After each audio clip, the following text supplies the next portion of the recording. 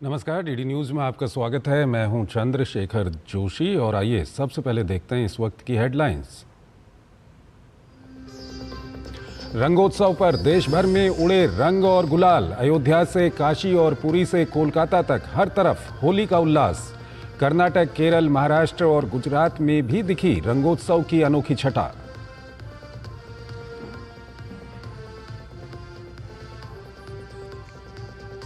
Digital transformation के क्षेत्र में भारत का कद बढ़ा। सेंट्रल बैंकिंग लंदन की ओर से भारतीय रिजर्व बैंक को मिलेगा इस साल का डिजिटल ट्रांसफॉर्मेशन अवार्ड। प्रवाह और सारथी सिस्टम समेत विभिन्न पहलों के लिए मिलेगा पुरस्कार।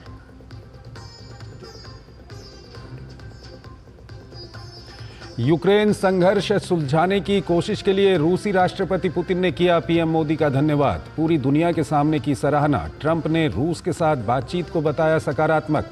युद्ध के जल्द रुकने की जताई उम्मीद।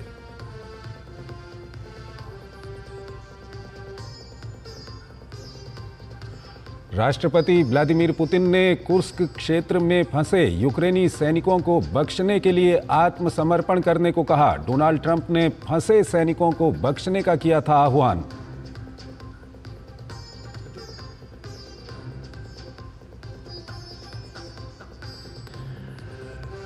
मार्क कार्नी ने संभाली कनाडा की कमान। 24वें प्रधानमंत्री के रूप में शपथ। जस्टिन ट्रूडो के इस्तीफे के बाद चुने गए थे। लिबरल पार्टी के नेता किंग चार्ल्स ने दी बधाई।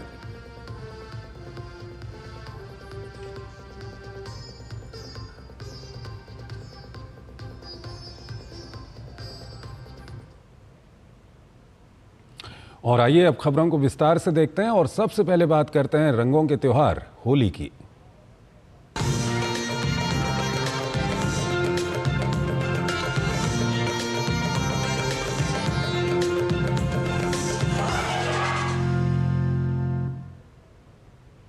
भारतीय मनीषा और सनातन परंपरा में कहा जाता है कि अंत भला तो सब भला, और संस्कृत में एक सूक्ति भी है, अंतः अस्ति प्रारंभः, यानी अंत कोई खात्मा नहीं है बल्कि नई शुरुआत है।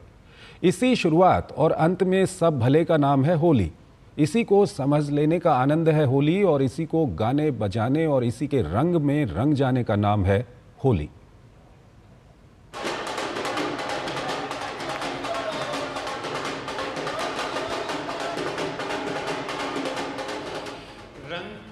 उमंग का महापर्व होली।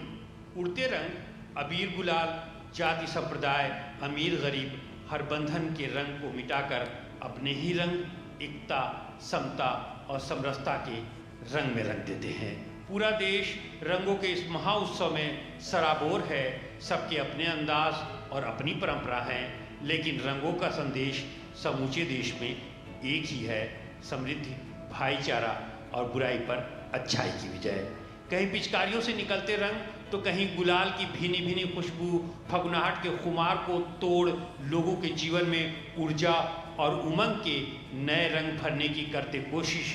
क्या बच्चे, क्या बुजुर्ग, सब इस रंग में नहाए नजर आए। रंगों के फुहारों का ये त्यौहार वसंत ऋतु के आगमन और बुराई पर अच्छाई की जीत का प्रतीक है। हर वर्ष तमाम जगहों से अलग ब्रज क्षेत्र, विशेष रूप से मथुरा और वृंदावन में होली के मौके पर अलग ही धूम देखने को मिलती है। होली की इस अनोखी परंपरा में पूरा क्षेत्र डूबा हुआ है। देश विदेश से हजारों लोग रंगों के इस उत्सव का हिस्सा बनने के लिए कई दिनों से यहाँ डेरा डाले हुए हैं। दिल्ली से लेकर मुंबई तक, पश्चिम बंगाल से लेकर जम्मू कश्मीर तक, पूर्वोत्तर से लेकर गुजरात तक, दक्षिण से लेकर उत्तर तक समूचा देश प्रेम, उत्साह, भाईचारे के रंग में रंगा नजर आया। राष्ट्रपति द्रौपदी मुर्मू ने देशवासियों को होली की शुभकामनाएं दी। उन्होंने एक्स पर लिखा कि हर्षोल्लास का ये पर्व एकता, प्रेम और सद्भाव का संदेश देता है। ये त्यौहार भारत की अनमोल सांस्कृतिक विरासत का भी प्रतीक है। वहीं उपराष्ट्रपति जगदीप धनखड़ ने बधाई देते हुए कहा, होली बुराई पर अच्छाई की जीत और वसंत के आगमन का प्रतीक है, जो नई शुरुआत और नए दृष्टिकोण का प्रतीक है। इस अवसर पर प्रधानमंत्री नरेंद्र मोदी ने देशवासियों को बधाई देते हुए कहा कि हर्ष और उल्लास से भरा ये पावन पर्व हर किसी के जीवन में नई उमंग और ऊर्जा का संचार करने के साथ ही देशवासियों की एकता के रंग को और प्रगाढ़ करे, यही कामना है। आस्था ही सनातन धर्म की ताकत है और आस्था की आत्मा पर्व त्यौहार में है। सनातन पर्व परंपरा में दक्षिण से उत्तर तक, पूर्व से पश्चिम तक वर्ष भर उत्साह और उमंग से जुड़ने का अवसर भारतवासियों को प्राप्त होता है।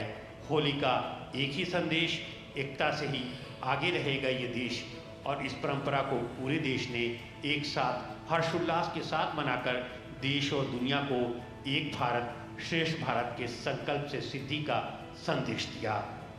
Bureau report, DD news. देश भर में शुक्रवार को धूमधाम के साथ होली का पर्व मनाया गया। इस पर्व को मनाने के लिए पूरा देश रंगों के उत्सव में रंग गया। इस मौके पर राजनीति की कई दिग्गज हस्तियों ने भी अपने अपने तरीके से होली मनाई।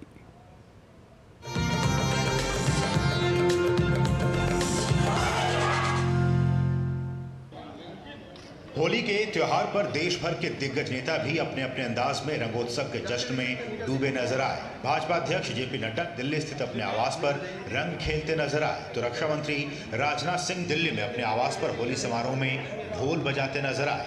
देशवासियों को हमारी बहुत बहुत शुभकामनाएं हैं। होली जहां कई रंगों का मिलन एक साथ होता है, यह एक तरीके से हमें एकता का संदेश देता है। आज ये होली का पर्व है। यह होली का पर्व ही अपने में एक उल्लास का माहौल यह लेकर आता है। इस अवसर पर मैं समस्त देशवासियों को अपनी तरफ से हार्दिक शुभकामनाएं देता हूँ। केंद्रीय मंत्री चिराग पासवान की भी दिल्ली स्थित अपने आवास पर उन्होंने होली मनाई। बिहार चुनाव में एनडीए की जीत की तरफ संकेत करते हुए उन्होंने कहा कि नवंबर में बिहार में भी धूमधाम से होली मनाएंगे। वहीं केंद्रीय मंत्री पीयूष गोयल ने मुंबई में होली मनाई और देशवासियों को होली की शुभकामनाएं दी। हमारा देश एक ऐसा देश है जिसने हमेशा से गंगा जमुनी तहजीब को सर आंखों पे प्राथमिकता देते हुए रखने का कार्य किया।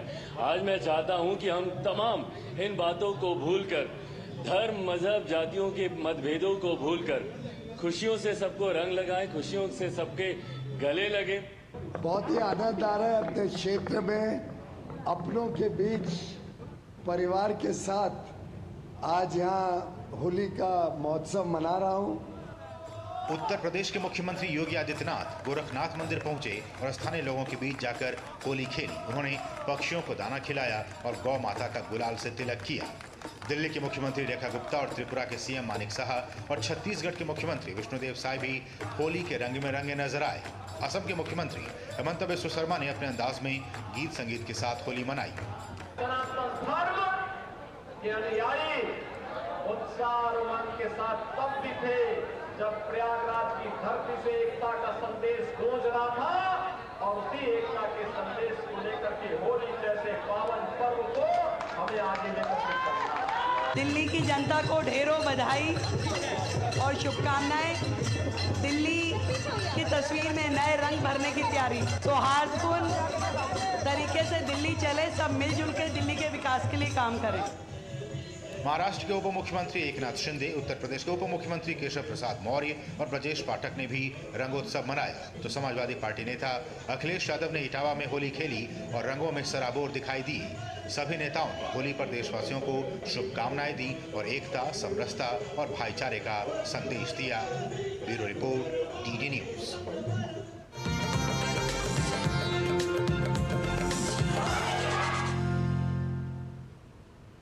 अयोध्या से काशी तक और मथुरा वृंदावन से पुरी तक होली का जश्न नजर आया।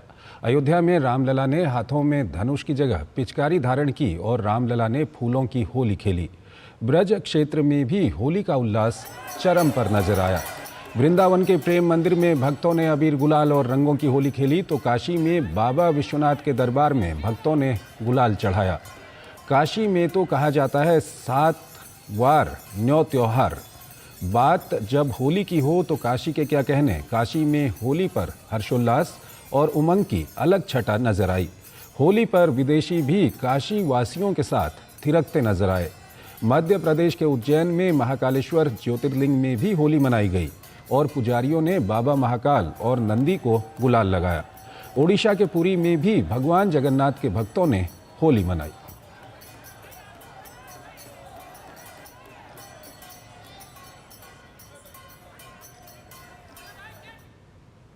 वहीं देश की सुरक्षा में तैनात जवान भी होली के जश्न में डूबे नजर आए। पंजाब के अमृतसर में सीमा सुरक्षा बल BSF के जवानों ने सीमा पर होली का त्यौहार मनाकर भाईचारे का संदेश दिया। जवानों ने एक दूसरे को रंग लगाकर और मिठाइयां बांटकर होली की शुभकामनाएं दी। वहीं पश्चिम बंगाल के दार्जिलिंग में भारत बांग्लादेश सीमा पर तैनात BSF के जवानों ने एक दूसरे को रंग गुलाल लगाया और होली के गीतों पर थिरकते नजर आए। पूर्वोत्तर के राज्य त्रिपुरा की राजधानी अगरतला में भी सीमा सुरक्षा बल के जवान होली की मस्ती में देशभक्ति के गीतों पर झूमते नजर आए।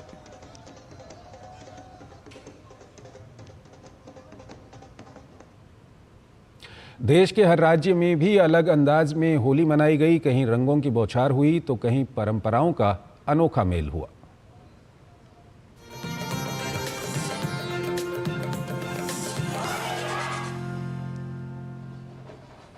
गंगा जमुनी तहजीब का प्रतीक रंगों का त्यौहार होली देश भर में हर्ष और उल्लास के साथ मनाया गया। अलग अलग रंगों और सांस्कृतिक अंदाज में हर कोई रंगा दिखाई दिया। ये त्यौहार वसंत ऋतु के आगमन और बुराई पर अच्छाई की जीत का प्रतीक है, तो वहीं ये एकता और सद्भावना को बढ़ावा देने वाला भी माना जाता है, क्योंकि सारे रंग मिलकर सभी भेदभाव मिटा देते हैं। राजधानी दिल्ली में लोगों ने उत्साह के साथ होली मनाई। यहाँ लोगों ने खुलकर एक दूसरे के साथ होली खेली, तो वहीं उत्तर प्रदेश के गोरखपुर में भी लोगों ने हर्ष और उल्लास के साथ होली का उत्सव मनाया। बिहार के बेगूसराय के मटिहानी गांव में अनोखी होली खेली जाती है। मथुरा वृंदावन की होली की तर्ज पर बेगूसराय के मटिहानी गांव में होली खेली जाती है। इसमें कई टोलियां हिस्सा लेती हैं। सभी एक दूसरे के ऊपर पिचकारी से रंग डालते हैं। जिस टोली की पिचकारी का रंग पहले समाप्त हो जाता है, उनकी हार हो जाती है। काशी में होली पर हर्षोल्लास और उमंग की बहार देखने को मिली। सुबह से गंगा घाटों से लेकर घरों तक लोगों ने जमकर होली खेली। रंगों का त्यौहार होली शहर से लेकर गांव तक धूमधाम से मनाया गया। लोगों ने एक दूसरे को रंग लगाकर और गले मिलकर एक दूसरे को बधाई दी। होली पर विदेशी भी काशी वासियों के साथ भोजपुरी गीतों पर थिरकते नजर आए। It's amazing, we're having a lot of fun. Great Holi. Very great fun. Amazing. Thank you. पश्चिम बंगाल के शांति निकेतन में स्थानीय लोगों ने एक दूसरे को गुलाल और रंग लगाकर होली मनाई। राजस्थान के पुष्कर में होली की धूम देखी गई। यहाँ स्थानीय लोगों के साथ साथ विदेशी सैलानियों ने भी जमकर होली खेली। पुष्कर में विदेशी सैलानी भी होली के रंग में सराबोर नजर आए। गुजरात के अहमदाबाद में होली का अलग ही रंग देखने को मिला। होली पर बच्चे एक दूसरे पर झाग उड़ाते हुए दिखाई दिए। जम्मू कश्मीर के डोडा में भी होली की धूम देखने को मिली। घाटी में भी लोगों ने रंगों के पर्व होली को बड़ी ही धूमधाम से मनाया। लोगों के चेहरों पे लगे रंग उनकी खुशी और उल्लास को बयां करते नजर आए। खासकर एक ही मैसेज है हमारा, वो है ब्लेस। हम ब्लेस का जो ये त्यौहार है इसको अच्छी तरह मनाएंगे। होली की बहुत बहुत शुभकामनाएं। होली का त्यौहार मना रहे हैं और आपसी भाईचारे को कायम रखते हुए यहाँ पे होली का पर्व मनाया जा रहा है। इस मौके पे मैं भारतवर्ष, मलेशिया, जम्मू कश्मीर और पूरे विश्व को मुबारकबाद देना चाहता हूँ। होली महोत्सव के बीच देश भर में मुस्लिम समुदाय ने रमजान के दूसरे जुमे की नमाज भी अदा की। प्रशासन ने होली और जुमे के एक ही दिन पड़ने पर विशेष प्रबंध किए थे। Bureau report, DD news.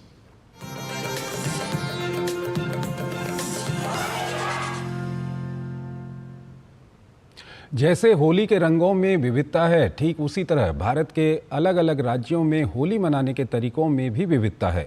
इस पर्व को कहीं ढोलक जत्रा के रूप में मनाया जाता है तो कहीं इसे लठमार होली के अनोखे अंदाज में मनाया जाता है। इसी कड़ी में आइए जानते हैं पूर्वोत्तर राज्य मणिपुर में किस तरह मनाई जाती है होली। हमारे सहयोगी उर्मिलेश भट्ट की ये खास रिपोर्ट।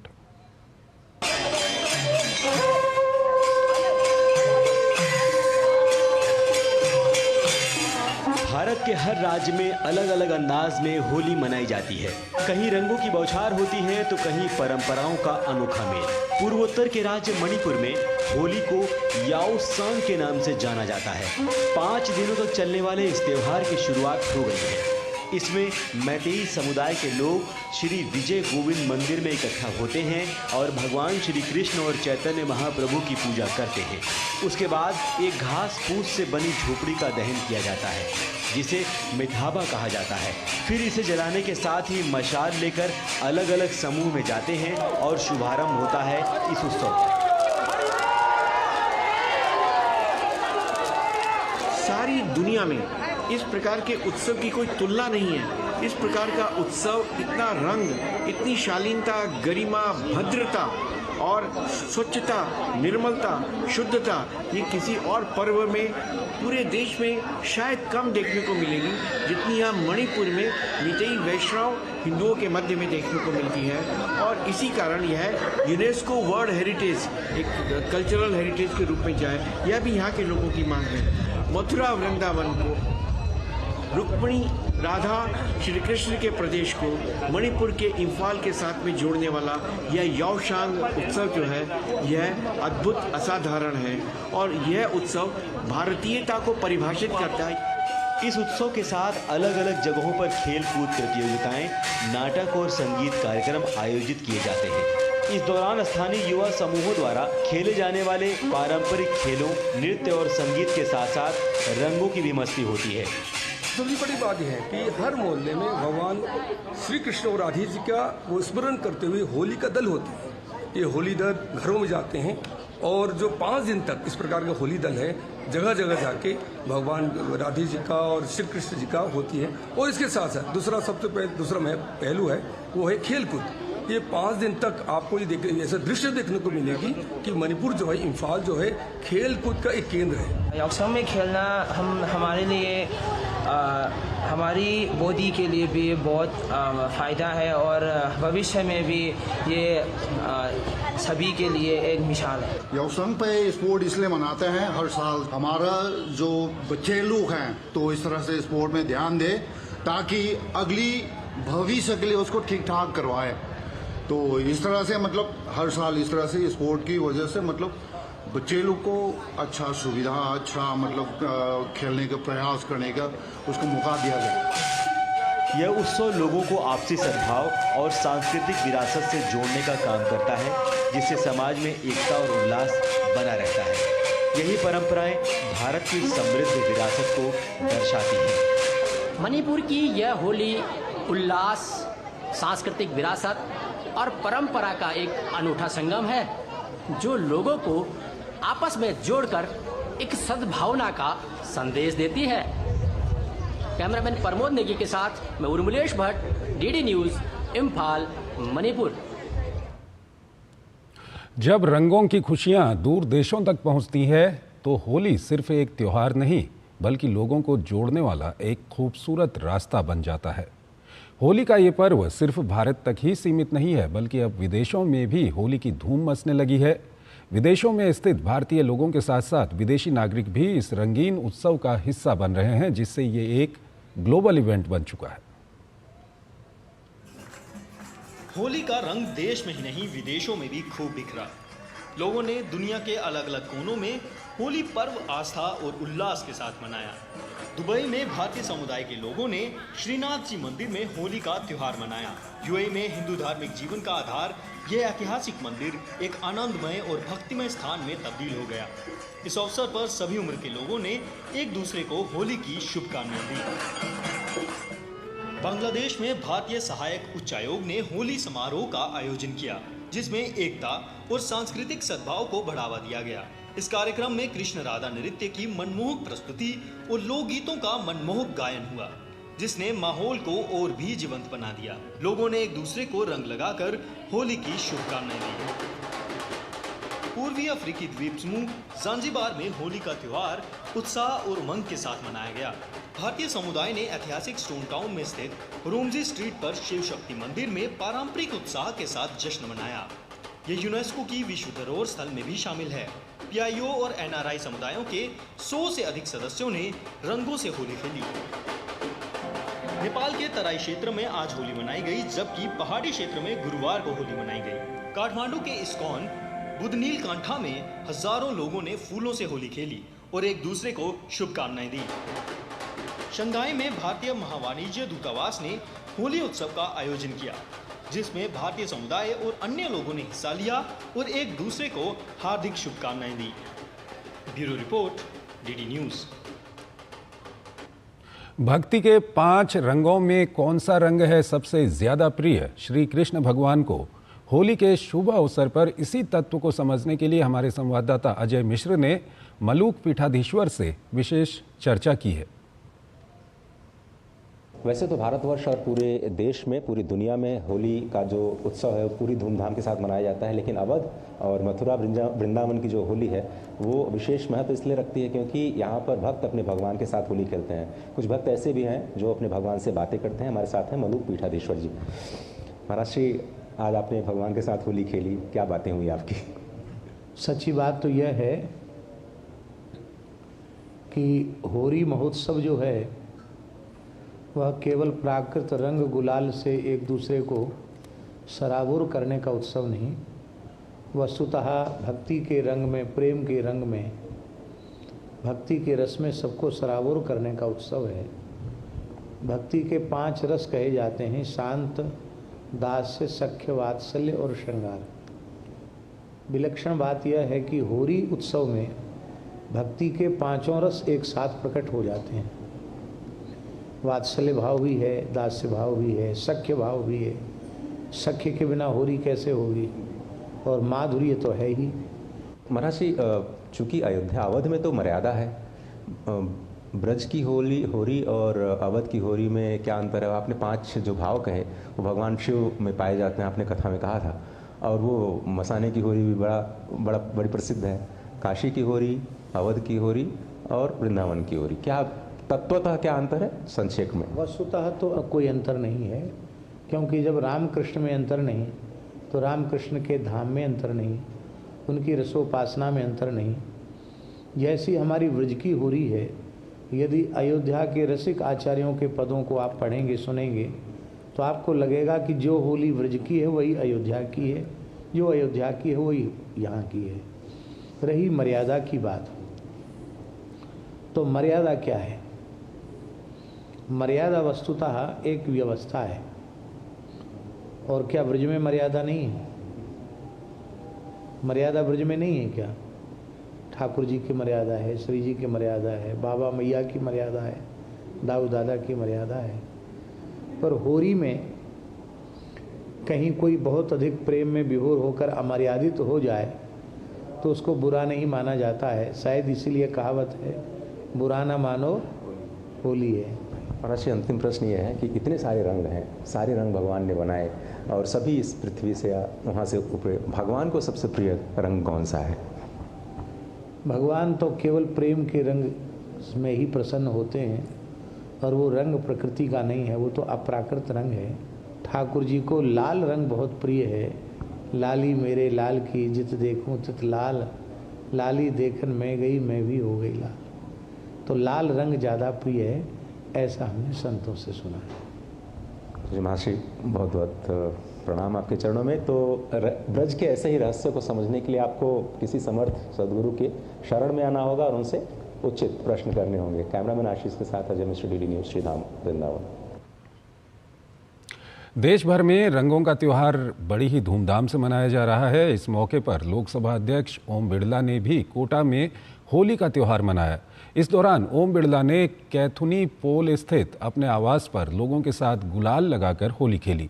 इस अवसर पर लोकसभा अध्यक्ष ओम बिरला ने होली की शुभकामनाएं देते हुए कहा कि अपनों के बीच होली का त्यौहार मनाना अपने आप में सौभाग्य की बात है।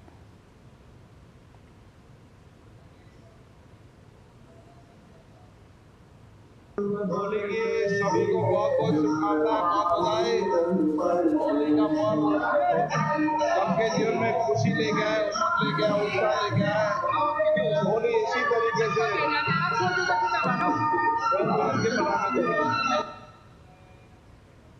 उत्तर प्रदेश के संभल में रंगों का त्यौहार और जुमे की नमाज शांति और सौहार्दपूर्ण तरीके से संपन्न हुई।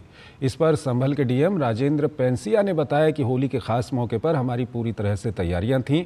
सभी कार्यक्रम स्वतंत्रता, सहयोग और शांति के साथ आयोजित हुए। सभी का सहयोग और सद्भाव रहा और रंगोत्सव और नमाज भी सकुशलता से हुई। हमारी लंबे समय से तैयारियां थी और शासन की ओर से भी निर्देश दिए गए थे कि परंपरागत चीज़ें बंद नहीं होनी चाहिए, कोई नई परंपरा आरंभ नहीं होनी चाहिए।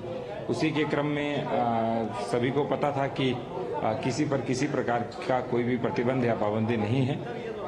स्वतंत्रता के साथ, सहयोग के साथ, शांति के साथ सभी कार्यक्रम संपन्न हो रहे हैं। सबका पूर्ण रूप से सहयोग है और सद्भाव और सौहार्द की भी एक वानगी यहाँ प्रस्तुत हुई है और इसीलिए रंगोत्सव अच्छे संपन्न हुआ और नमाज भी कुशलता से संपन्न हो रही है। प्रधानमंत्री नरेंद्र मोदी के दूरदर्शी नेतृत्व में भारत मीडिया और मनोरंजन क्षेत्र में अपनी मजबूत पहचान बनाने की कोशिश कर रहा है। इसी कड़ी में 1 मई से मुंबई में वेव्स यानी विश्व ऑडियो विजुअल एवं मनोरंजन शिखर सम्मेलन 2025 का आयोजन होने जा रहा है। ये समिट विभिन्न क्षेत्रों के विशेषज्ञों और वैश्विक नेताओं को एक मंच पर लाने का काम करेगी। रचनात्मकता, मीडिया और प्रौद्योगिकी का संगम दुनिया के मीडिया परिदृश्य को बदल रहा है। भारत ने भी इसके लिए अपनी कमर कस ली है और इस साल 1 मई से मुंबई में आयोजित होने वाले वेव्स यानी विश्व ऑडियो विजुअल एवं मनोरंजन शिखर सम्मेलन 2025 इसे साकार रूप देगा। वेव्स रचनाकारों को उच्च मूल्य की सामग्री बनाने के लिए मंच प्रदान करेगा। दिल्ली में वेव्स का आउटरीच कार्यक्रम आयोजित किया गया, जिसका उद्देश्य भारत की रचनात्मक शक्ति को बढ़ावा देना था। इस मौके पर सूचना एवं प्रसारण मंत्री ने देश के पहले भारतीय रचनात्मक प्रौद्योगिकी संस्थान के बारे में बताते हुए कहा कि ये संस्थान रचनात्मकता सर्जित करने वाले समुदाय को उच्च मूल्य की सामग्री बनाने में मदद करेगा। क्रिएट इन इंडिया चैलेंज में बहुत अच्छा पार्टिसिपेशन हुआ है। करीब 25 लाख से अधिक लोगों ने रजिस्ट्रेशन शुरू में किया था, उसमें से करीब 80,000 के अधिक लोगों ने पार्टिसिपेशन किया। शॉर्टलिस्ट होकर 1000 से अधिक लोगों को इसमें रिकॉग्नाइज किया जाएगा। और जो हमारे एक बहुत नया कॉन्सेप्ट IIT, IIM की तर्ज पे IICT, Indian institute of creative technologies, इसका भी पहला IICT बनेगा मुंबई में। उसके लिए भी करीब 400 करोड़ रुपए का फंड सैंक्शन हुआ है और साथ ही साथ मुंबई में महाराष्ट्र सरकार की तरफ से ज़मीन एलोकेट हुई है। एक फ़ंड भी बनाया जा रहा है जो कि पब्लिक प्राइवेट पार्टनरशिप में बनेगा, जिससे कि जो क्रिएटिव स्टार्टअप्स हैं उन सब के लिए अपॉर्चुनिटीज़ नहीं बने। वेव समिट 2025 को लेकर CEO अचल मल्होत्रा ने इसे मीडिया और एंटरटेनमेंट जगत के लिए एक बड़ा मंच बताया। उन्होंने कहा कि ये समिट विभिन्न क्षेत्रों के विशेषज्ञों और वैश्विक नेताओं को एक मंच पर लाने का कार्य करेगा, जहां मीडिया, गेमिंग, ऑडियो विजुअल और OTT प्लेटफॉर्म पर नई तकनीकों के प्रभाव पर चर्चा होगी। वेव्स एक कन्वर्जेंस इवेंट है जो मीडिया और एंटरटेनमेंट के सारे पहलुओं को एक साथ जोड़ेगा। इसमें मीडिया और एंटरटेनमेंट के ऊपर टेक्नोलॉजी का जो इम्पैक्ट है उसको मायने रखते हुए वेव्स के कंपोनेंट्स जैसे कि गेमिंग, ऑडियो विजुअल सेक्टर में AVGC सेक्टर हुआ और OTT चैनल्स हुए, सबको एकत्रित करके एक कन्वर्जेंस समिट विश्व भर से इन सब के मुख्य संचालकों को बुलाया जाएगा और एक चर्चा का विषय इस समिट के द्वारा उभरेगा। विश्व ऑडियो विजुअल और मनोरंजन शिखर सम्मेलन यानी वेव्स के प्रतिभागी 1 मई से 4 मई 2025 के दौरान मुंबई में एकत्रित होंगे। यह ऐतिहासिक शिखर सम्मेलन वैश्विक नेताओं, मीडिया पेशेवरों, कलाकारों, नीति निर्माताओं और उद्योग हितधारकों को एक साथ लाएगा। वेव्स 2025 डिजिटल युग की चुनौतियों और अवसरों दोनों को प्रस्तुत करता है। अपनी तरह के पहले आयोजन के रूप में वेव्स 2025 सांस्कृतिक विविधता, नवाचार और मीडिया प्लेटफॉर्मों तक समान पहुंच को बढ़ावा देकर इन मुद्दों से निपटेगा। ब्यूरो इनपुट के साथ शैलेंद्र मिश्रा की रिपोर्ट, DD न्यूज। रामनगरी अयोध्या में दक्षिण कोरिया के नागरिकों के 78 सदस्यीय एक प्रतिनिधिमंडल ने दौरा किया। प्रतिनिधिमंडल के सदस्यों ने 2 दिवसीय यात्रा के दौरान राम मंदिर का दौरा किया और अयोध्या वासियों को होली की शुभकामनाएं दी। दक्षिण कोरिया के कारक वंश के प्रतिनिधियों ने अपनी सांस्कृतिक जड़ों का स्मरण करने के लिए नया घाट स्थित रानी हियो मेमोरियल पार्क का दौरा किया और 2.5 साल पहले बने स्मारक पर श्रद्धांजलि अर्पित की। कोरियाई किंवदंती के मुताबिक अयोध्या की राजकुमारी सूरीरत्ना लगभग 2000 साल पहले एक नाव पर सवार होकर समुद्र पार करके कोरिया पहुंची थी और राजा किम सूरो से शादी की थी। सूरो ने उत्तर एशियाई देश में गया साम्राज्य की स्थापना की थी। राजकुमारी सूरीरत्ना बाद में रानी हियो वांग ओक बन गईं। दक्षिण कोरिया में लगभग 60 लाख लोग खुद को सूरीरत्ना का वंशज मानते हैं और अयोध्या को अपना मायका मानते हैं। ये लोग अपने आप को भारत से, विशेष रूप से अयोध्या से जो राजकुमारी वहाँ ब्याही थी, उसका वंश बताते हैं और इसलिए इनके पास 2000 साल की इनकी वंशावली भी है। ये अपने आप को जो वंश है इनका, इसको गराक वंश मानते हैं, गराक। तो ये गराक वंश जो है, गोत्र जो है, उनके ये पूरे लोग हैं, इनकी एसोसिएशन है और ये अपने आप को भारत से जोड़ते हैं। और ये कोरोना तक हर साल आते थे और इस स्मारक पे अपने पूर्वजों का स्मरण करते थे, अपनी पद्धति के अनुसार कुछ पूजा करते थे। अभी इनको भारत की जनता ने, भारत सरकार ने पुनः बुलाया है, तो ये लोग इस साल से आने का उन्होंने प्रण लिया है। भारतीय रिजर्व बैंक को लंदन के केंद्रीय बैंक की ओर से डिजिटल ट्रांसफॉर्मेशन अवार्ड 2025 के लिए चुना गया है। आरबीआई को इन हाउस डेवलपर टीम द्वारा विकसित प्रवाह और सारथी सिस्टम सहित अपनी पहलों के लिए सम्मानित किया गया है। आरबीआई ने एक्स हैंडल पर इसकी जानकारी दी है।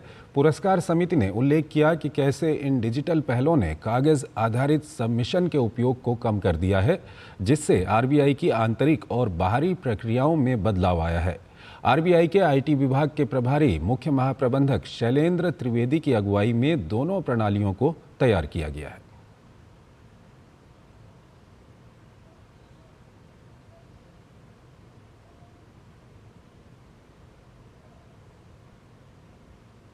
यूक्रेन और रूस के बीच संघर्ष को समाप्त करने में भारत की भूमिका को लेकर अंतर्राष्ट्रीय मंचों पर लगातार चर्चा होती रहती है।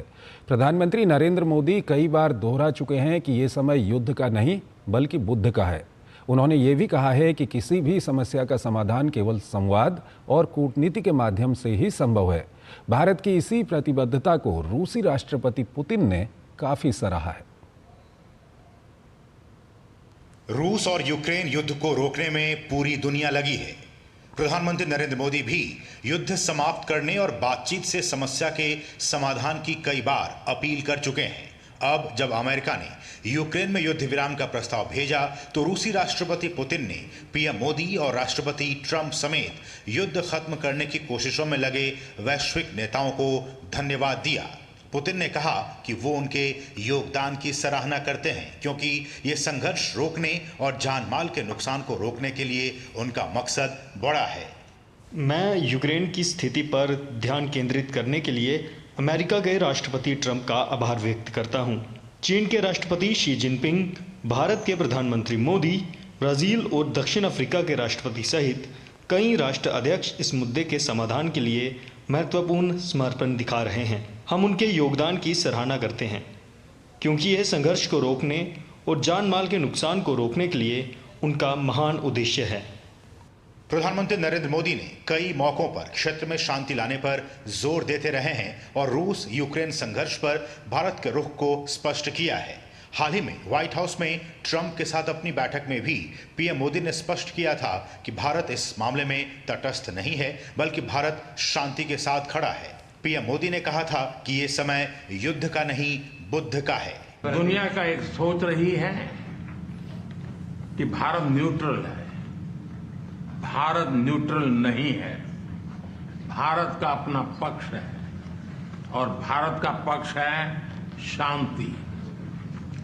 हम पहले दिन से ही, और मैंने राष्ट्रपति पुतिन को उनकी मौजूदगी में मीडिया के सामने कहा था कि ये समय युद्ध का नहीं है और मेरा एक कन्विक्शन है कि समस्याओं का समाधान युद्ध के मैदानों में नहीं निकलता है, वो टेबल पर चर्चा करके ही निकलता है। फरवरी 2022 में युद्ध शुरू होने के बाद से पीएम मोदी ने यूक्रेनी राष्ट्रपति और पुतिन दोनों से कई बार बातचीत की। पीएम मोदी ने बातचीत और कूटनीति के माध्यम से युद्ध के शांतिपूर्ण समाधान के भारत के रुख को मजबूत किया है। भारत दुनिया में शांति चाहने और प्रयास करने वाला सबसे अग्रणी देश है। प्रधानमंत्री मोदी ने बीते 10 वर्षों में वैश्विक शांति के लिए जो राजनीतिक और कूटनीतिक प्रयास किए हैं वे काबिले तारीफ हैं। प्रधानमंत्री ने इस बात पर जोर दिया कि वैश्विक दक्षिण यानी विकासशील देशों के लिए भी शांति की आवश्यकता है, क्योंकि युद्ध का सबसे अधिक प्रभाव इन्हीं देशों पर पड़ता है। वैश्विक मंच पर पीएम मोदी के इन प्रयासों ने भारत की महत्ता को और बढ़ाया है और सही मायनों में विश्व गुरु होने की दिशा में भारत के कदम और भी मजबूत हुए हैं। Bureau report, DD news. Jaffar express train hijack मामले में हर जगह मुंह की खाने के बाद अब पाकिस्तान ने ट्रेन हाईजैक का आरोप भारत पर लगा दिया है। फौरन ही भारत ने इसका मुंहतोड़ जवाब दिया है। भारत ने कहा है कि हम पाकिस्तान द्वारा लगाए गए निराधार आरोपों को दृढ़ता से खारिज करते हैं। पूरी दुनिया जानती है कि वैश्विक आतंकवाद का केंद्र कहां है। अपनी विफलताओं को दूसरे के सिर मढ़ देना पाकिस्तान की पुरानी आदत है। बलूचिस्तान लिबरेशन आर्मी के विद्रोहियों द्वारा हाईजैक की गई ट्रेन मामले में गलत दावे कर बुरी तरह घिरी पाकिस्तान सरकार भारत पर उंगली उठाकर बुरी तरह फंस गई है। भारत ने करारा पलटवार करते हुए पाकिस्तान के आरोपों को निराधार, मनगढ़ंत बताते हुए इसे पूरी तरह से खारिज कर दिया है।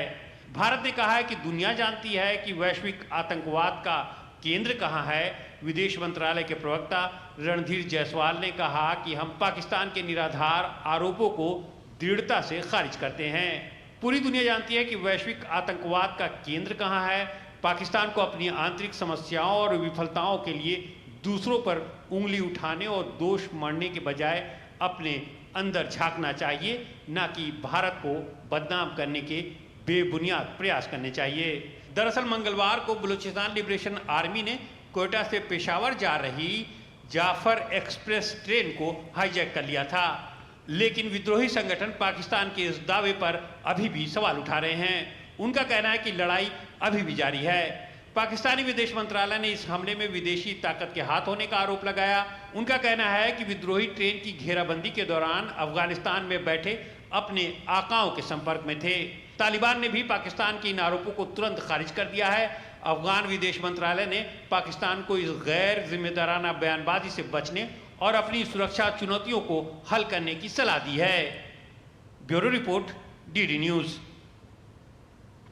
तमिलनाडु में भाषा और रुपये के चिन्ह के विवाद के बीच राज्य के वित्त मंत्री थंगम थेनारासु ने आज विधानसभा में वित्त वर्ष 2025-26 के लिए बजट पेश किया।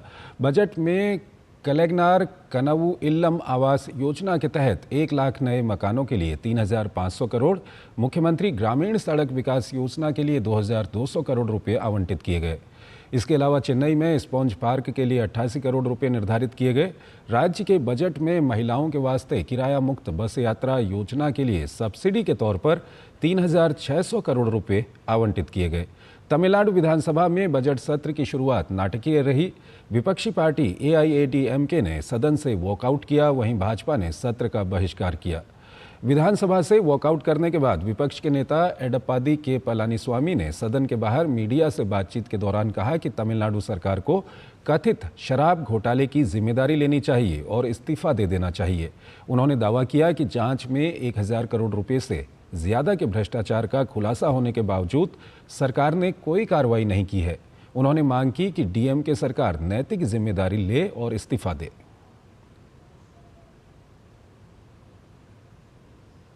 वित्त मंत्री निर्मला सीतारमण ने कहा कि तमिलनाडु सरकार का रुपये के चिन्ह को हटाने का कदम खतरनाक मानसिकता का संकेत है जो देश की एकता को कमजोर करता है। उन्होंने ये भी कहा कि रुपये का चिन्ह मिटाकर द्रमुक न केवल एक राष्ट्रीय प्रतीक को खारिज कर रही है बल्कि एक तमिल युवा के रचनात्मक योगदान की भी अवहेलना कर रही है। तमिलनाडु सरकार ने भाषा को लेकर केंद्र के साथ बढ़ते विवाद के बीच वित्त वर्ष 2025-26 के लिए बजट के लोगों में भारतीय रुपये के देवनागरी लिपि वाले प्रतीक चिन्ह की जगह एक तमिल अक्षर का उपयोग किया है। उसके जवाब में वित्त मंत्री ने ये बात कही है। सीतारमण ने सोशल मीडिया मंच एक्स पर लिखा कि ये एक खतरनाक मानसिकता का संकेत है जो देश की एकता को कमजोर करता है और क्षेत्रीय गौरव के बहाने अलगाववादी भावनाओं को बढ़ावा देता है। उन्होंने कहा रुपये का प्रतीक चिन्ह अंतर्राष्ट्रीय स्तर पर अच्छी तरह से पहचाना जाता है और वैश्विक वित्तीय लेन देन में भारत की पहचान के रूप में काम करता है। ऐसे समय में जब भारत यूपीआई का उपयोग करके सीमा पार भुगतान पर जोर दे रहा है, क्या हमें वास्तव में अपने स्वयं के राष्ट्रीय मुद्रा प्रतीक को कमतर आंकना चाहिए? सीतारमण ने कहा, वास्तव में Indonesia, Maldives, Mauritius, Nepal, Seychelles और श्रीलंका सहित कई देश आधिकारिक तौर पर रुपया या इससे मिले जुले नाम को अपनी मुद्रा के नाम के रूप में उपयोग करते हैं। उन्होंने कहा, सभी निर्वाचित प्रतिनिधि और अधिकारी संविधान के तहत हमारे राष्ट्र की संप्रभुता और अखंडता को बनाए रखने की शपथ लेते हैं। राज्य बजट दस्तावेजों से रुपये के चिन्ह जैसे राष्ट्रीय प्रतीक को हटाना उस शपथ के खिलाफ है। ये राष्ट्रीय एकता के प्रति प्रतिबद्धता को कमजोर करता है। सीतारमण ने कहा, विडंबना ये है कि रुपये के चिन्ह को द्रमुक के पूर्व विधायक एन धर्मलिंगम के बेटे डी उदय कुमार ने डिजाइन किया था। अब इसे मिटाकर द्रमुक न केवल एक राष्ट्रीय प्रतीक को खारिज कर रहा है, बल्कि एक तमिल युवा के रचनात्मक योगदान की भी पूरी तरह से अवहेलना कर रहा है। इसके अलावा तमिल शब्द रुपाई की जड़ें संस्कृत शब्द रुपया से गहराई से जुड़ी हैं, जिसका अर्थ है गढ़ी हुई चांदी या ऐसा चांदी का सिक्का जिस पर काम हुआ हो। ये शब्द तमिल व्यापार और साहित्य में सदियों से चलता आ रहा है और आज भी रुपाई तमिलनाडु और श्रीलंका में मुद्रा का नाम बना हुआ है।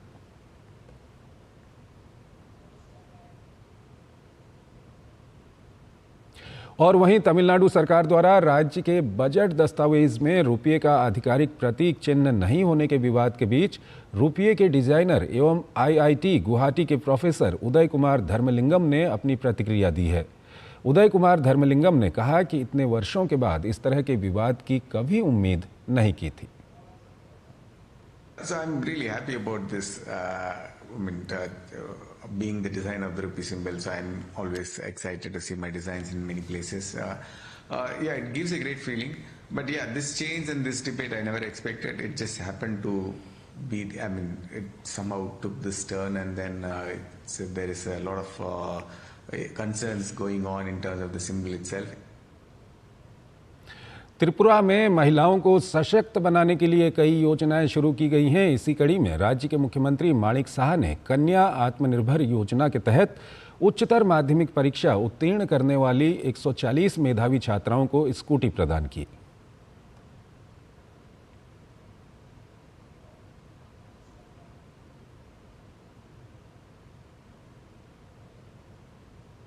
पश्चिम बंगाल में मूर्तियों के अपमान का एक और मामला सामने आया है। पश्चिम बंगाल में विपक्ष के नेता और बीजेपी विधायक शुवेंदु अधिकारी ने सोशल मीडिया एक्स पर इसकी जानकारी देते हुए लिखा कि पश्चिम बंगाल में मूर्तियों के अपमान का एक और घृणित कृत्य। उन्होंने लिखा कि नंदीग्राम द्वितीय ब्लॉक के अहमदाबाद इलाके के कमालपुर के ग्रामीण पिछले मंगलवार से स्थानीय पूजा उत्सव मना रहे थे। पूजा और राम नारायण कीर्तन शांतिपूर्ण तरीके से चल रहा था। उन्होंने लिखा कि कल आधी रात के आसपास जब एक ग्रामीण घर लौट रहा था तो उसने देखा कि मूर्तियां टूटी हुई हैं। उसने अन्य ग्रामीणों को इसकी सूचना दी, जो बाद में एकत्र हुए और इस भयावह घटना को देखा। उन्होंने लिखा कि मैं पश्चिम बंगाल के डीजीपी से आग्रह करना चाहूँगा कि वो स्थिति का जायजा लें और स्थानीय पुलिस को निर्देश दें कि वो दोषियों का पता लगाएं और उन्हें जल्द से जल्द न्याय के कटघरे में खड़ा करें। उन्होंने लिखा कि सनातनी धार्मिक गतिविधियों को निशाना बनाकर बार बार की जाने वाली ऐसी जघन्य हरकतें समाज में सांप्रदायिक दरार को और बढ़ा देंगी। पश्चिम बंगाल पुलिस को सख्त कार्रवाई करनी चाहिए और ऐसी घिनौनी हरकतों पर पर्दा डालने से बचना चाहिए।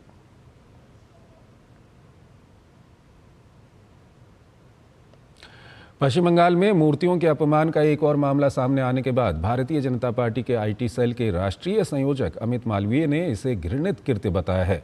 सोशल मीडिया एक्स पर उन्होंने लिखा कि मुख्यमंत्री ममता बनर्जी के नेतृत्व में पश्चिम बंगाल में हिंदुओं को लगातार हमलों का सामना करना पड़ रहा है। नंदीग्राम ब्लॉक 2 के अहमदाबाद क्षेत्र के कमालपुर में स्थानीय निवासी पिछले मंगलवार से ही पूजा अर्चना में लगे हुए थे। जब पूजा और राम नारायण कीर्तन निर्बाध रूप से जारी था तो कुछ व्यक्तियों को श्री राम के नाम का जाप बर्दाश्त नहीं हुआ। उन्होंने तोड़फोड़ की और मूर्तियों को अपवित्र कर दिया। उन्होंने लिखा कि बरुईपुर, जादवपुर और मुर्शिदाबाद समेत पूरे राज्य में ऐसी ही घटनाएं सामने आई हैं। इसके अलावा ममता बनर्जी की पुलिस ने बंगाल के कुछ हिस्सों में होली के जश्न पर प्रतिबंध लगाने की कोशिश की, लेकिन बाद में पीछे हटना पड़ा। उन्होंने लिखा कि सनातनियों में व्यापक आक्रोश है, लेकिन भाजपा बंगाल इस कठिन समय में उनके साथ मजबूती से खड़ी है। हम ममता बनर्जी को पश्चिम बंगाल को दूसरा बांग्लादेश बनाने की अनुमति कभी नहीं देंगे।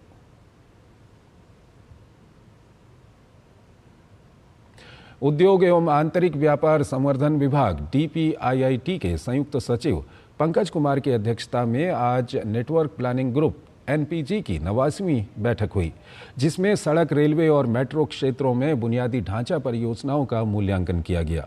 बैठक में PM गतिशक्ति राष्ट्रीय मास्टर प्लान PMGS NMP के अनुरूप मल्टी मॉडल कनेक्टिविटी और लॉजिस्टिक्स दक्षता बढ़ाने पर ध्यान केंद्रित किया गया।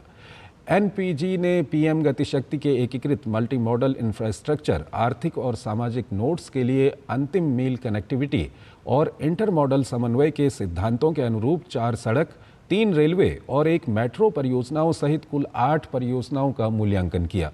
इन पहलों से रसद दक्षता में वृद्धि, यात्रा के समय में कमी और क्षेत्रों में महत्वपूर्ण सामाजिक आर्थिक लाभ मिलने की उम्मीद है। बैठक में सड़क परिवहन और राजमार्ग मंत्रालय की जिन परियोजनाओं का मूल्यांकन किया गया, उनमें मेघालय में दारूगिरी से दालूखंड तक 2 लेन के साथ पक्की सड़क का निर्माण, गोहपुर और नुमालीगढ़ के बीच ब्रह्मपुत्र नदी पर 4 लेन वाली सुरंग संपर्क सड़क का निर्माण, कलियाबोर नुमालीगढ़ खंड के मौजूदा कैरिजवे को 4 लेन तक चौड़ा करना और सुधारना एवं जैसलमेर बाईपास लिंक रोड के साथ मेजिलार से जैसलमेर तक पक्की सड़क सहित 2 लेन का निर्माण शामिल है। रेल मंत्रालय की बदलापुर करजत तीसरी और चौथी लाइन का विस्तार, नेरगुंडी में फ्लाईओवर के साथ कटक तक चौथी रेल लाइन का निर्माण, हरिदासपुर से पारादीप तक दोहरीकरण लाइन निर्माण की समीक्षा की गई। आवास एवं शहरी विकास मंत्रालय से जुड़ी 14.11 किलोमीटर लंबी राजकोट मेट्रो परियोजना की भी समीक्षा की गई।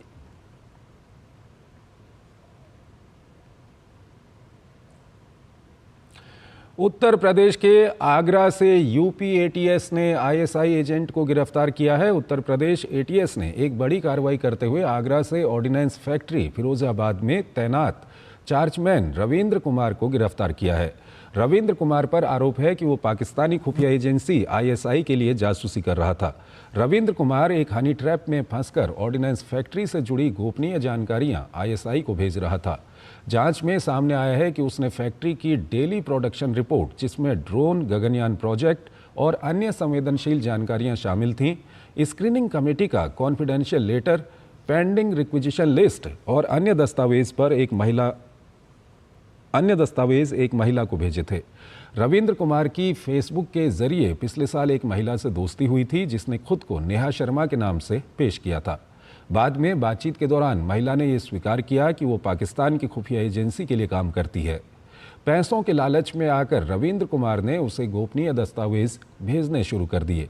यूपी ATS को रविंद्र कुमार के मोबाइल से कई अहम सबूत मिले हैं, जिसमें ऑर्डिनेंस फैक्ट्री के सीनियर अफसरों और 51 गोरखा राइफल्स के अधिकारियों द्वारा लॉजिस्टिक ड्रोन के ट्रायल संबंधी जानकारी भी शामिल है।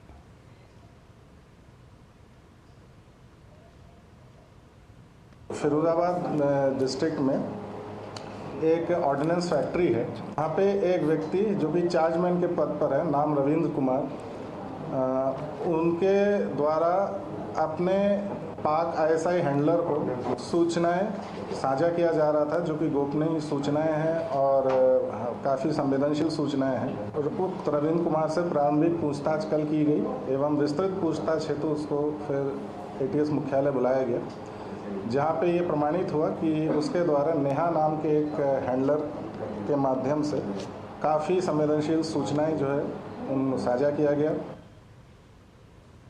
छत्तीसगढ़ के आकांक्षी जिला कोरबा जिले में प्रधानमंत्री सूर्य घर योजना उपभोक्ताओं के लिए फायदेमंद साबित हो रही है। बड़ी संख्या में लोग इस योजना का लाभ उठाने के लिए आगे आ रहे हैं। देखिए DD न्यूज़ की ये खास रिपोर्ट। PM सूर्य घर योजना का उद्देश्य आम लोगों को सौर ऊर्जा से जोड़ना और बिजली खर्च में कमी लाना है। कोरबा जिले में इस योजना को लेकर काफी उत्साह देखा जा रहा है। केंद्र सरकार द्वारा 13 फरवरी 2024 को PM सूर्य घर योजना का शुभारंभ किया गया था। इस महत्वाकांक्षी योजना के तहत घर की छतों पर 1 किलोवाट से लेकर 10 किलोवाट तक की क्षमता के सोलर पैनल लगाए जा रहे हैं, जिससे बिजली उपभोक्ताओं को बिजली के बिलों से बड़ी राहत मिल रही है। पीएम सूर्य घर योजना का लाभ ले रहे उपभोक्ताओं का कहना है कि पहले उनके घर का बिजली बिल काफी ज्यादा आता था, लेकिन घर की छत पर पीएम सूर्य घर योजना के तहत सोलर पैनल का सेटअप लगने के बाद से बिजली बिल में काफी कमी आई है। वहीं इस योजना के लिए सरकार से 50% की सब्सिडी मिलने से बिजली उपभोक्ता काफी खुश हैं। पीएम सूर्य घर योजना जो है ये एक आधुनिक परिवेश की केंद्र सरकार की एक काफ़ी किफ़ायती योजना है, हम लोगों के लिए काफ़ी एक फ़ायदेमंद है। इसके तहत क्या हुआ है कि सोलर पैनल मेरे घर में लगा हुआ है और जितनी बिजली का ये उत्पादन करते हैं सोलर पैनल, उसका हम अपने घर में उपयोग करते हैं और ये जो है ऑन ग्रिड कनेक्टेड है। जितनी बिजली की खपत पहले होती थी, जो बिजली का बिल पहले आता था, उसमें काफ़ी राहत मिली है। विद्युत वितरण विभाग के अनुसार जिले में अब तक 8,700 उपभोक्ताओं ने योजना में पंजीकरण कराया है, जबकि 1,101 उपभोक्ताओं ने आवेदन भी जमा कर दिया है। ये योजना लोगों को बिजली बचाने और सौर ऊर्जा को अपनाने में मदद कर रही है। पीएम सूर्य घर योजना के तहत जिनके घरों में बिजली कनेक्शन लगा हुआ है, वहाँ पे उन लोगों को एक अलग से सौर ऊर्जा कनेक्शन का लाभ दिया जा सकता है। बिजली का जो चार्जेस हैं की तुलना में सौर ऊर्जा के चार्जेस कम भी हैं और जितनी खपत सौर ऊर्जा में जितनी उत्पादन होगा उनका और उसका उपयोग वो स्वयं करेंगे, तो जो बिजली बिल के रूप में भुगतान करते हैं उनसे उसकी बचत होगी। बैंक वालों को भी मीटिंग करके प्रोत्साहित किया जा रहा है कि लोगों को इसमें बैंक की लोन की सुविधा प्रदान करें और इसके लिए ब्याज दर भी बहुत कम रखा गया है। योजना के तहत उपभोक्ताओं को सरकार से आर्थिक सहायता भी मिल रही है। इससे न केवल बिजली बचत हो रही है बल्कि पर्यावरण को भी फायदा हो रहा है। प्रधानमंत्री सूर्य घर योजना से आकांक्षी जिला कोरबा जिले में ऊर्जा की सस्ती आपूर्ति सुनिश्चित हो रही है, जो राज्य के हर कोने में विकास को संदेश दे रही है। यह योजना न केवल बिजली बिलों में कटौती कर रही है बल्कि पर्यावरण को भी फायदा पहुंचा रही है, क्योंकि यह स्वच्छ और हरित ऊर्जा का स्रोत भी है। Somesh Patel, DD news, Chhattisgarh. मणिपुर के थौबल जिले में 100 किलोग्राम से अधिक मादक पदार्थ के साथ 3 लोगों को गिरफ्तार किया गया है। गिरफ्तार लोगों के पास से WY की गोलियां बरामद की गई हैं।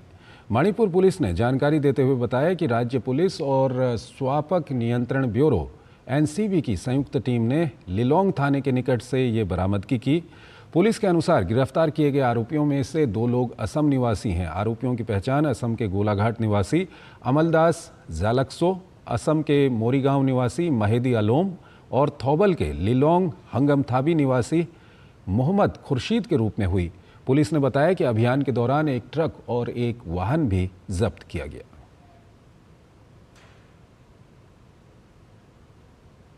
मणिपुर में इम्फाल घाटी के विभिन्न प्रतिबंधित संगठनों के 4 उग्रवादियों को अलग अलग अभियानों के तहत गिरफ्तार किया गया है। पुलिस ने बताया कि पीपुल्स लिबरेशन आर्मी PLA की एक सदस्य को इम्फाल पश्चिम जिले के सागोलबंद सयांग कुराओ माखोंग में बृहस्पतिवार को उसके घर से गिरफ्तार किया गया, जिसकी पहचान थोकचोम ओंगबी अनिता देवी 46 के रूप में हुई है। पुलिस के अनुसार उसके पास से एक पिस्टल, एक मैगजीन, 33 कारतूस, 5 सिम कार्ड और 6 मोबाइल फ़ोन बरामद किए गए। साथ ही प्रतिबंधित United national liberation front UNLFK के एक सदस्य को तेनुगोपाल जिले में भारत म्यांमार सीमा के पास से गिरफ्तार किया गया। उसकी पहचान इम्फाल ईस्ट जिले के खुरई चेरनथोंग निवासी मोई रंगथम रिकी सिंह 22 वर्ष के रूप में हुई है। प्रतिबंधित PREPAK के एक सक्रिय सदस्य को काकचिंग जिले के सेकामाइजिन निखोलखोंग से गिरफ्तार किया गया। उसकी पहचान लेशराम बिशोरजीत मेती 33 वर्ष के रूप में हुई है।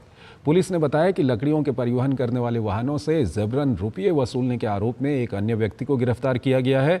मणिपुर में लूटे गए या छीने गए और अवैध हथियारों को बरामद करने के लिए पहाड़ी और घाटी के जिलों में खुफिया जानकारी के आधार पर तलाशी अभियान और घेराबंदी की जा रही है। मणिपुर पुलिस ने इन सभी हथियारों को बरामद करने के लिए नियमित रूप से लगातार छापेमारी करने का संकल्प लिया है। पंजाब के मोगा में शिवसेना समूह के एक जिला अध्यक्ष की गोली मारकर हत्या कर दी गई, जबकि हमले में एक नाबालिग घायल हो गया। पुलिस ने शुक्रवार को ये जानकारी दी। ये घटना बृहस्पतिवार रात को उस समय हुई जब संगठन की जिला इकाई के अध्यक्ष मंगतराय मंगा दूध खरीद रहे थे। पुलिस ने बताया कि 3 अज्ञात लोगों ने रात करीब 10 बजे उन पर गोली चलाई, लेकिन गोली मंगा की जगह 12 वर्षीय एक लड़के को जा लगी। उसने बताया कि मंगा तुरंत ही 2 पहिया वाहन पर सवार होकर वहां से भाग गया, लेकिन हमलावरों ने उनका पीछा किया।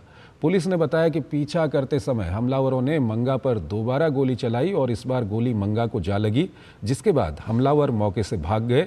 पुलिस के एक अधिकारी ने बताया कि मंगा को पुलिस अस्पताल ले गई, जहां चिकित्सकों ने उन्हें मृत घोषित कर दिया। उन्होंने बताया कि घायल किशोर को पहले मोगा के सरकारी अस्पताल में भर्ती कराया गया और बाद में दूसरे अस्पताल में रेफर कर दिया।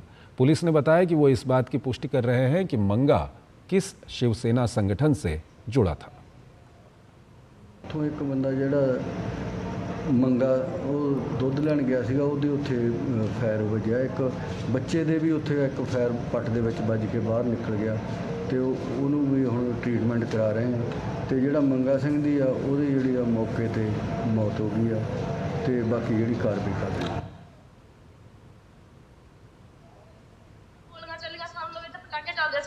ਅਸੀਂ ਕੁਛ ਨਹੀਂ ਬੋਲੇ, ਅਸੀਂ ਨਾ ਹਿੱਲੇ। ਔਰ ਮੈਂ ਕਿਹਾ ਮੰਮੀ ਪਟਾਕੇ ਚੱਲ ਜਾਣਗੇ, ਨਹੀਂ ਕੁਛ ਹੋਇਆ ਹੋਊਗਾ, ਪਰ ਸਾਨੂੰ ਇਹ ਨਹੀਂ ਪਤਾ ਸੀ ਇਹਨਾਂ ਨੇ ਸਾਡੇ ਨਾਲ ਇਹ ਵਾਰਦਾਤ ਕਰ ਦੇਣੀ ਆ। ਚਾਹੇ ਜੋ ਮਰਜ਼ੀ ਹੋ ਜਾਏ, ਫਿਰ ਸਾਨੂੰ ਪਤਾ ਪੁਲਿਸ ਵਾਲਿਆਂ ਨੇ ਵਰਤੀਆਂ ਕਿਹੜਾ ਲਵਾਉਣੀਆਂ ਪੈਣ, ਅਸੀਂ ਲਵਾ ਦਾਂਗੇ। ਫਿਰ ਜੇ ਸਾਡੇ ਭੈਣ ਜਿਹਨੇ ਸਾਡੇ ਨਾਲ ਕੀਤਾ ਨਾ, ਉਹਨੂੰ नहीं ਅਸੀਂ ਬਖਸ਼ਣਾ, ਚਾਹੇ ਜੋ ਮਰਜ਼ੀ ਹੋ ਜਾਏ।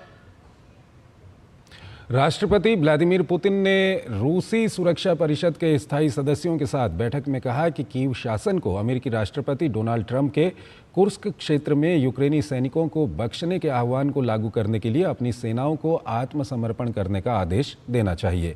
राष्ट्रपति पुतिन ने कहा कि अमेरिकी राष्ट्रपति के आह्वान को प्रभावी ढंग से लागू करने के लिए यूक्रेन के सैन्य और राजनैतिक नेतृत्व से अपनी सैन्य इकाइयों को अपने हथियार डालने और आत्मसमर्पण करने के लिए आदेश देना होगा।